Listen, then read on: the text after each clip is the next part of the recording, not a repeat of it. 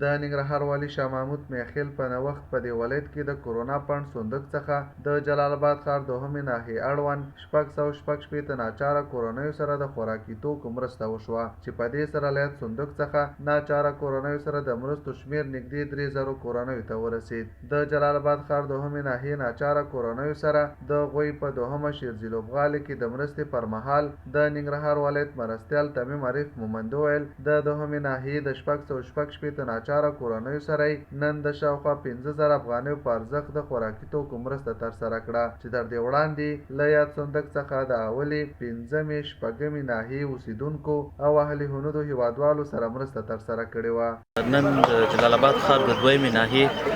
د لاچارو کورنیو سره د مرستو لړۍ شاهدان یاستو چې دا د ننګرهار ولایت د کورونا فنډ څخه حمایه کیږي. مننه کوو د ټولو هغه ځوانانو څخه چې په دې برخه کې موږ سره مرسته کړې ده. جمله 666 کورنیو لپاره نن دا توزیع کیږي. تر اوسه پورې د 5مې شپږمې اول او دویمې ناحیې چې نن دویمې ناحیې لړۍ به پای ته ورسیږي او د پاتې ناحیو به په راتلونکو ورځو کې ترسره شي. نوموړي ویل چې د سروې ډلو مستحقې کورنۍ په نښه کړي او د دې لپاره چې په ناحیو کې ګڼه ګوڼه جوړه نه شي په شیرزي لوبغالي کې ورته مرستې ویشل کیږي. هغه له ټولو هغه کسانو چې کورونا فنډ صندوق سره مرسته کړې او په یاده برخه کې تخنیکي همکاري کوي مننه وکړه او زیاته کړه چې په نوبتي ډول به ټولو اړمنو کورنیو ته یادې مرستې ورسول شي. د مرستو توزیع یا د ویش لړۍ زموږ هم مهال هم سروې روانه ده، هم د سروې نه بعد